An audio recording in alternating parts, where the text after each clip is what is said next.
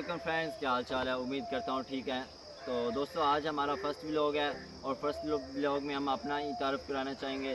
तो दोस्तों मेरा नाम नबील है और मेरी एज जो है वो 16+ है। और अगर एजुकेशन की बात की जाए तो मेरी एजुकेशन 10 क्लास में पढ़ता हूँ। और इसके अलावा मैं अगर गांव की बात की जाए तो मैं पीछे छोटे से गांव से हूँ और इधर इस्लामाबाद में रह रहा हूँ।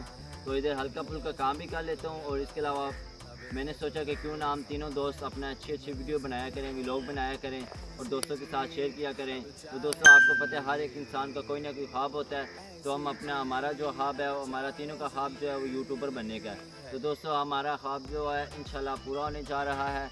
और आप लोगों के अगर हमारे चैनल को देखते रहेंगे तो आप लोगों की सपोर्ट की वजह से हमारा यूट्यूब पर इंशाल्लाह एक दिन बन जाएगा।